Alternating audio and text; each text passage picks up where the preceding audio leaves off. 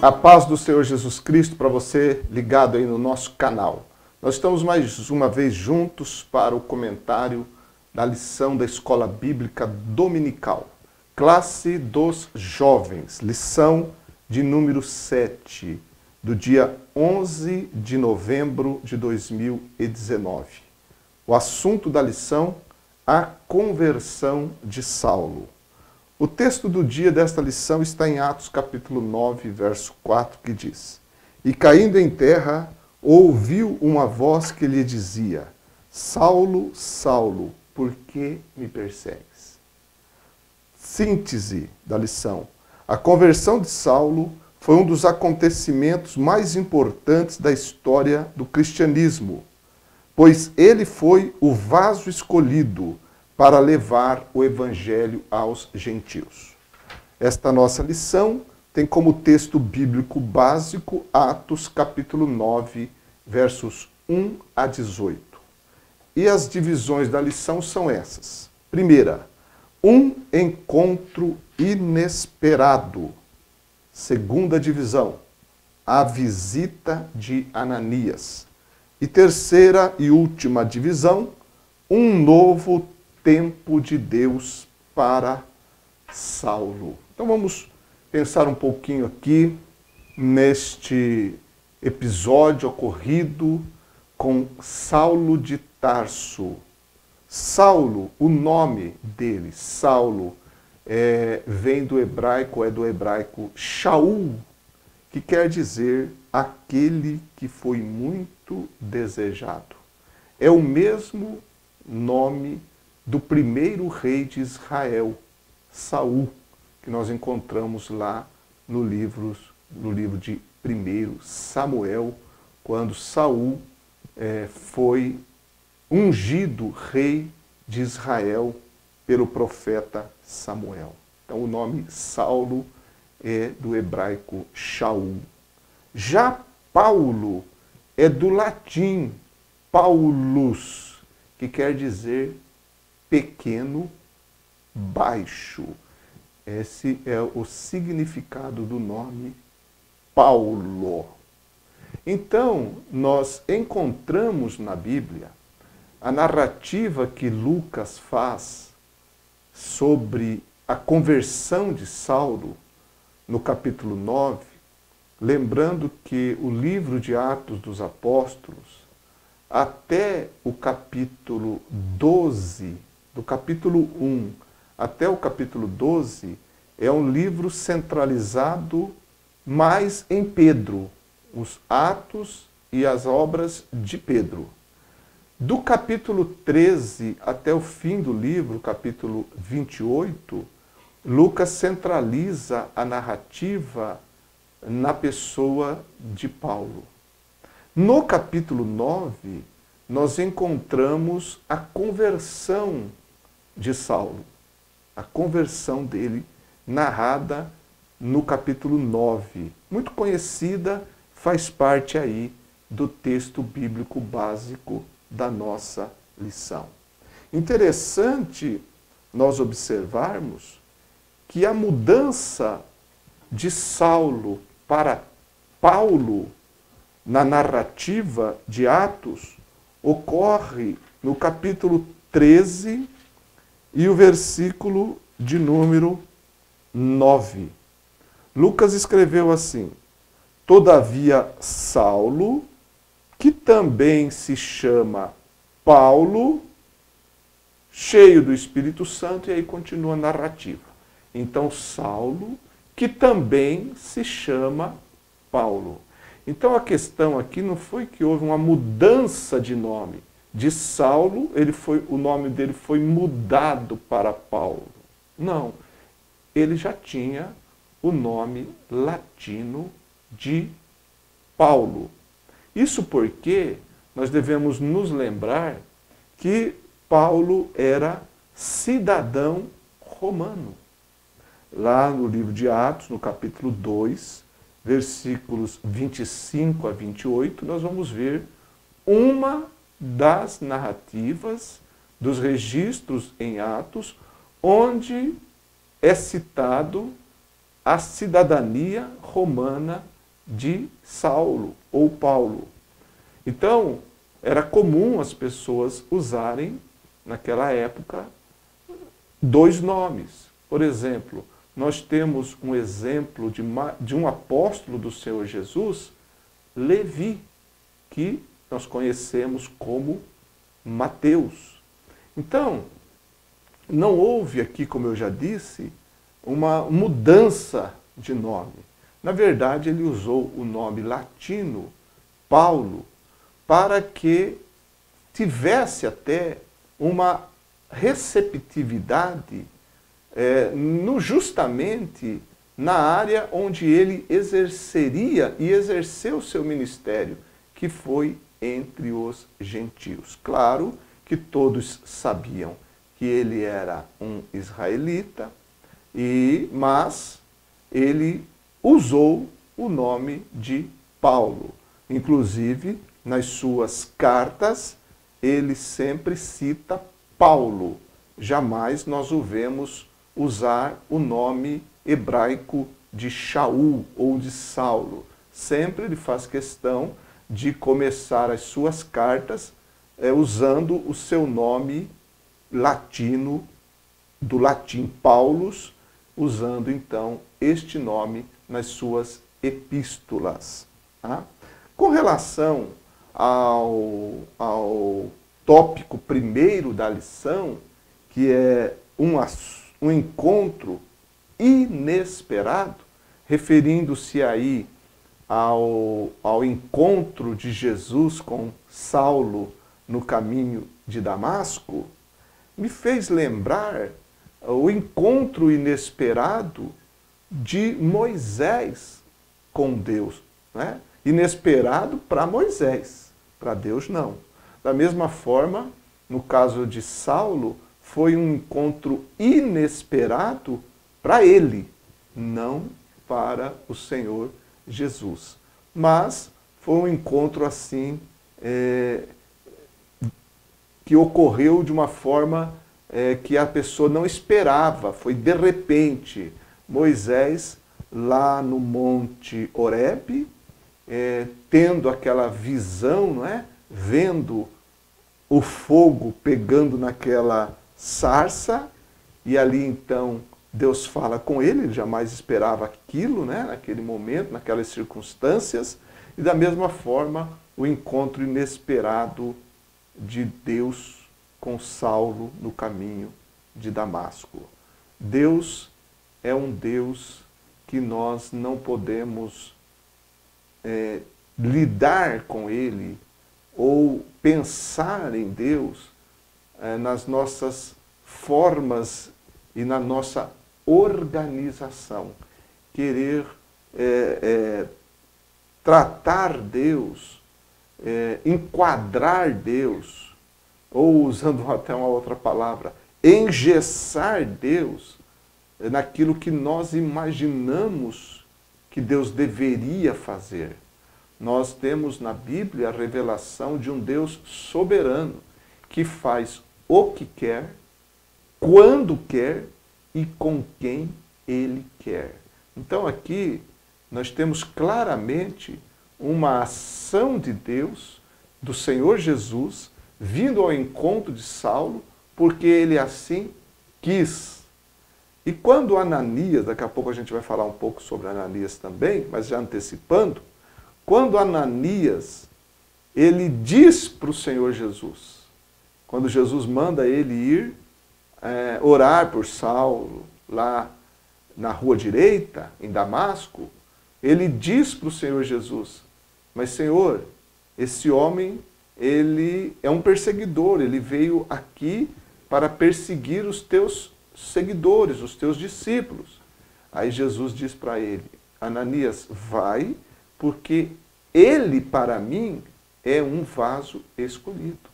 Então, o Senhor o escolheu e o Senhor foi ao encontro dele no caminho de Damasco. Ele permitiu ter aquela experiência extraordinária que Paulo jamais esqueceu em toda a sua vida.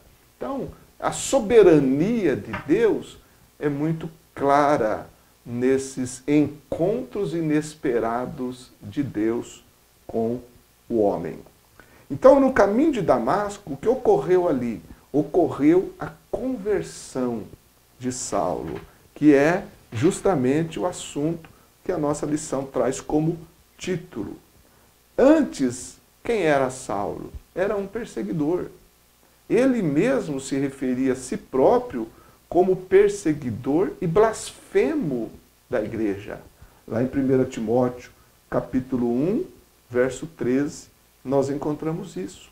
E ele era zeloso, e no seu zelo, porque ele era fariseu também, né, da seita dos fariseus, zeloso da tradição de seus pais, e nesse seu zelo religioso, ele entendeu que deveria exterminar aquilo que para ele era algo nocivo, que era o nome de Jesus e os seguidores do Senhor Jesus Cristo.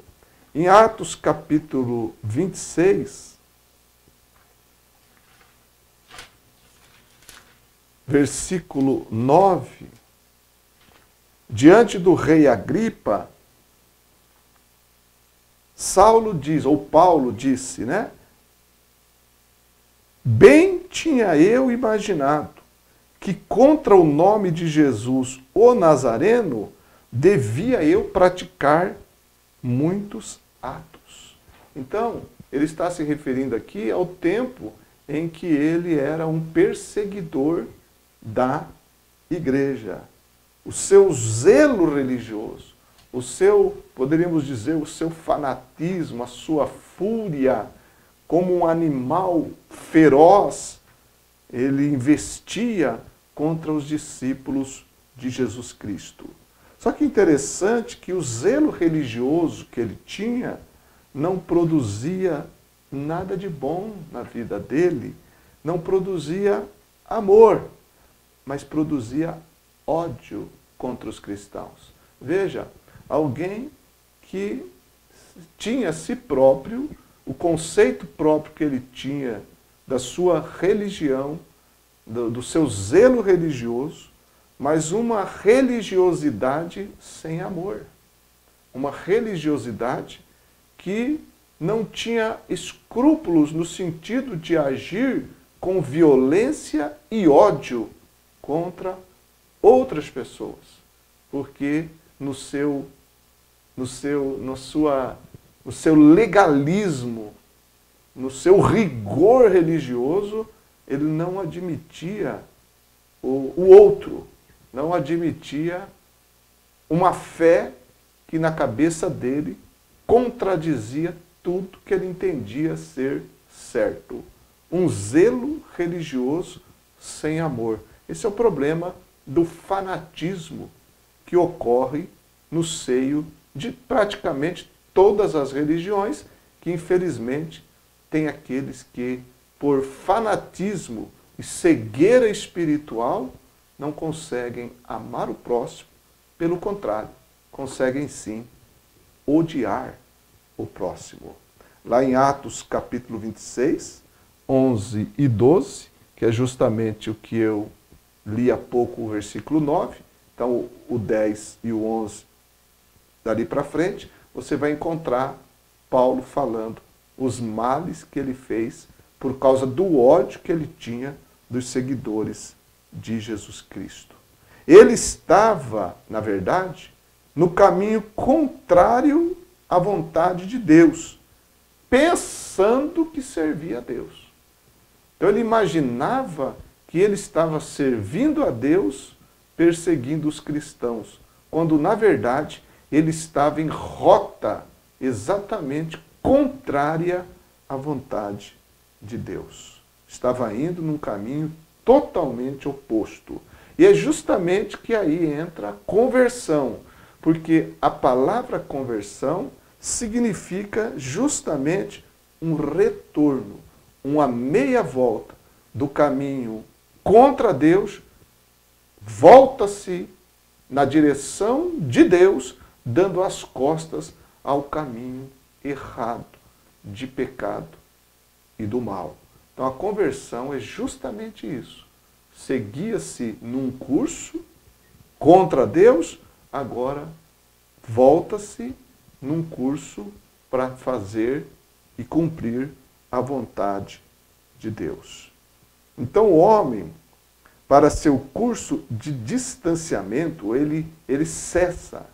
Naquele curso que ele estava de distanciamento, ele para e volta-se na direção de Deus, abandona a velha vida e toma um novo rumo. Encontramos isso no Novo Testamento de forma muito clara. Uma referência bíblica, 1 Tessalonicenses, capítulo 1, verso 9, que ali Paulo mesmo fala dos tessalonicenses que, deixando os ídolos, voltaram-se para Deus. Ou seja, houve a conversão. Com relação a isso, é necessário, é essencial a operação de Deus para que haja uma verdadeira conversão. Não é apenas a vontade humana que opera a conversão.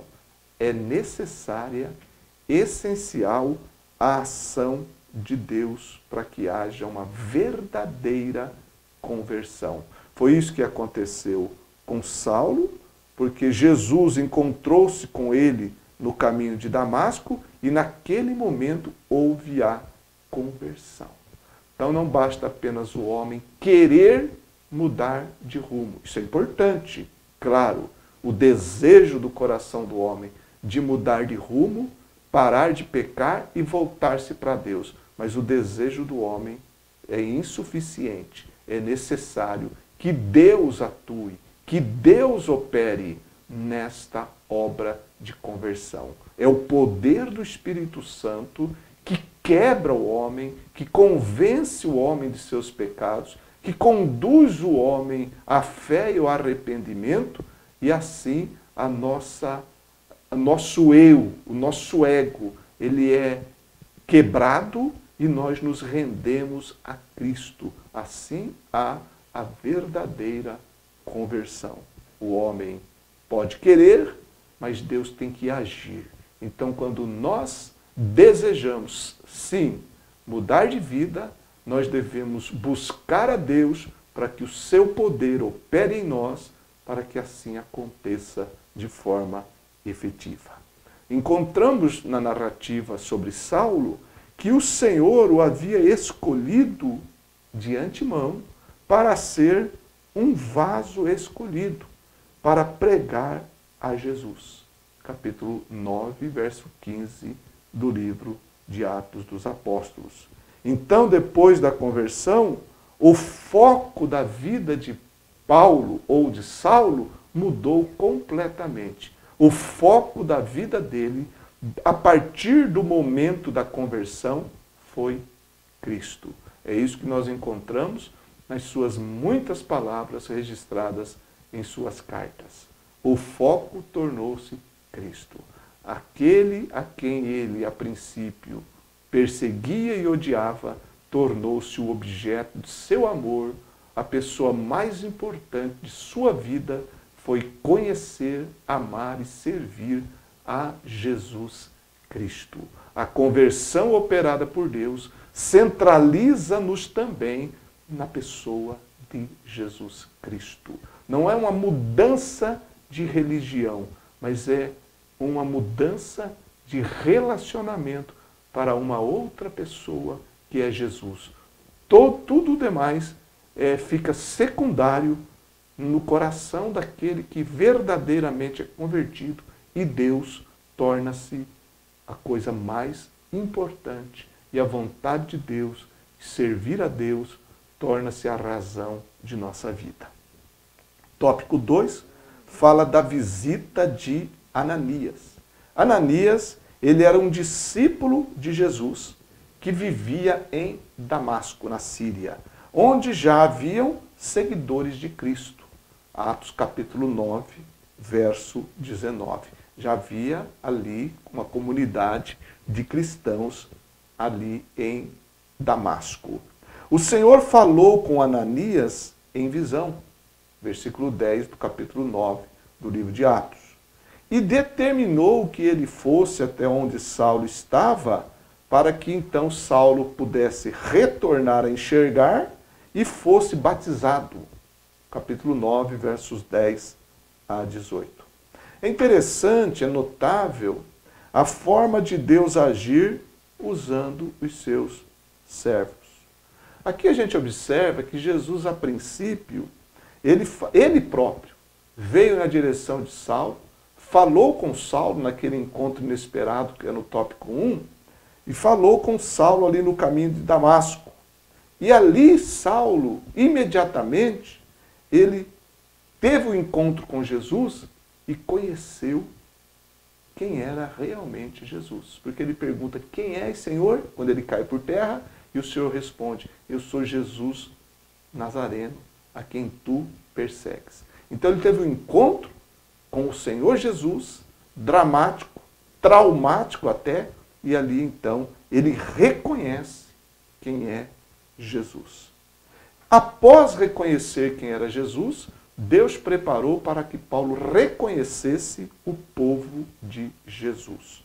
Por isso, o Senhor usou o seu discípulo Ananias. Então a conversão é um ato maravilhoso e glorioso de Deus. Mas na conversão, nós somos colocados em contato com Deus, mas somos colocados também em contato com o povo de Deus. Isso é importantíssimo e essa lição também nos mostra isso. Paulo teve que reconhecer o Senhor, mas teve que reconhecer o povo do Senhor, a igreja do Senhor. Então, o que Deus fez em Damasco, agora tinha uma obra para que a igreja fizesse, através de Ananias, um discípulo do Senhor, fazer ali na rua direita. Deus pode fazer tudo? Pode, mas tem coisas que ele deixou ao seu povo fazer. Então, quando Saulo estava orando, já cego por 3 dias, sem comer e beber durante aquele período, Deus, o Senhor Jesus, enviou o seu discípulo Ananias para lá, para que pudesse orar por ele e para que pudesse ele também ser batizado. Então, vemos exatamente o seguinte, que a conversão é um ato de Deus, mas o discipulado é uma obra e uma ação da igreja. Mateus capítulo 28, versículo 19, Jesus disse aos discípulos, ide e fazei discípulos, ide e fazei. Claro que, conforme dizem Marcos, tendo eles partido, cooperou com eles o Senhor. Então é uma obra maravilhosa, a obra de Deus, porque ele opera através dos seus servos. Tem coisas que nós jamais faremos, que é transformar e salvar o pecador. Mas tem coisas que nós podemos fazer, que é ensinar a palavra, discipular, pregar, esse é o nosso papel. E o Senhor opera através de nós e as almas vão sendo salvas. Então, Ananias, ele representa o crente que está preparado para realizar uma obra para Deus, mesmo diante das dificuldades que ela representa. Mesmo diante das dificuldades. Porque ele viu a dificuldade de ir aonde Saulo estava, mas ele era um servo que estava para servir e assim a voz do seu Senhor é sempre para ser obedecida. Então ele foi um canal, o Ananias, ele foi um canal para abençoar Saulo. Depois disso, a gente não lê mais nada sobre Ananias. Nada se diz com relação a ele, somente aí. Mas que obra importante Deus usou aquele homem para realizar, não é? Ele foi um canal de Deus na vida do grande apóstolo Paulo. Naquele momento, humanamente falando, ali ninguém imaginaria quem seria, né? Ananias sabia sim, porque Jesus disse, é um vaso escolhido, mas claro que Ananias mais tarde, ele pôde ouvir falar muito mais daquele homem por quem ele orou ali na rua direita em Damasco. E ele participou da história do grande apóstolo Paulo. Então, a coisa bonita que a gente vê na vida cristã é que Deus tem os seus vasos e os seus discípulos, e Ele usa cada um de nós da forma que Ele quer.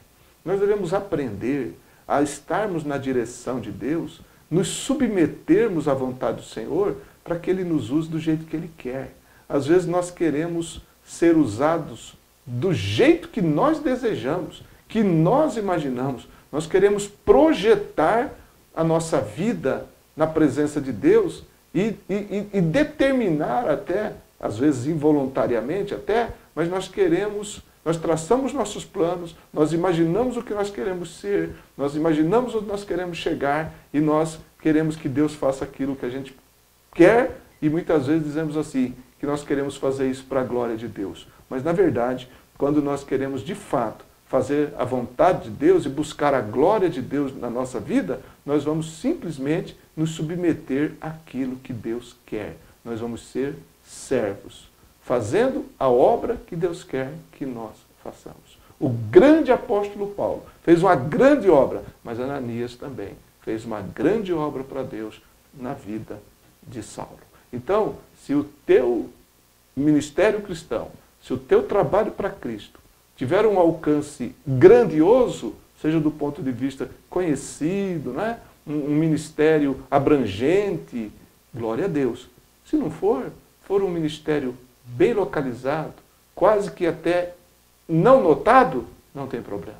O Senhor é o Senhor dos discípulos que são notáveis, que aparecem, mas é Senhor também dos discípulos notáveis e quase não são vistos. O importante é ser um discípulo e um crente preparado para a obra de Deus. Tópico 3 da lição, que fala sobre um novo tempo de Deus para Saulo. Por quê? Porque o perseguidor se tornou irmão. Capítulo 9, verso 17 de Atos, quando Ananias chega, trata Paulo ou Saulo como irmão. Ele teve, a partir dali, um novo tempo. Virou irmão. Converteu-se. Como havia uma comunidade de cristãos em Damasco, ele ficou junto deles. 9, 19 de Atos. Interessante, não é? Foi lá para perseguir, para levar de volta preso a Jerusalém, mas agora ele estava na comunhão e na companhia daqueles a quem ele queria fazer mal. Esse é o ambiente da igreja. A igreja, ela aceita. A igreja, ela recolhe. A igreja, ela não tem portas fechadas. A igreja é a comunidade aberta aos que Cristo vai salvando e a ela vão se unindo. O aconchego da igreja, naquele grupo de discípulos de Damasco, aceitando a Saulo, tendo comunhão com Saulo, porque agora ele era um irmão, que fala da comunhão dos crentes, da comunidade linda e maravilhosa que é a igreja. Capítulo 9, verso 20, diz que ele começou a pregar também. Veja, uniu-se àqueles a quem ele queria perseguir e maltratar, e agora estava pregando aquele a quem ele odiava, aquele a quem ele perseguia. O nome de Jesus Cristo agora pregava. Esta é a coisa linda e maravilhosa na vida de tantos pregadores do Evangelho, que outrora eram blasfemos, porque Paulo foi, não é? Eram inimigos da cruz, mas depois de salvos, tornaram-se arautos e pregadores. Quantos que foram ao campo missionário pregar o Cristo que antes da conversão eles ridicularizavam e tornaram-se grandes pregadores e mensageiros da palavra de Deus. O Senhor, na sua misericórdia, chama os seus inimigos, salva-os, liberta-os, faz deles servos que o amam de coração e faz-os pregar a sua gloriosa palavra, assim como aconteceu com Saulo de Tarso. Deus mudou completamente a vida dele e fez dele o grande apóstolo dos gentios. Sua vida foi marcada, a vida de Saulo, de Paulo, ela foi marcada por muitos sofrimentos por causa do nome de Jesus. Foi o que Jesus falou para Ananias. E Paulo mesmo sabia disso. Por causa do nome de Jesus, ele sofreu muitas perseguições. Sofreu muitas condições adversas. Mas a perseverança dele, a fidelidade de Paulo a Deus, ao Senhor Jesus Cristo, ao seu chamado apostólico, foi a marca da vida daquele homem. Depois da conversão, ele tornou-se um servo totalmente consagrado a Deus, ao Senhor Jesus Cristo.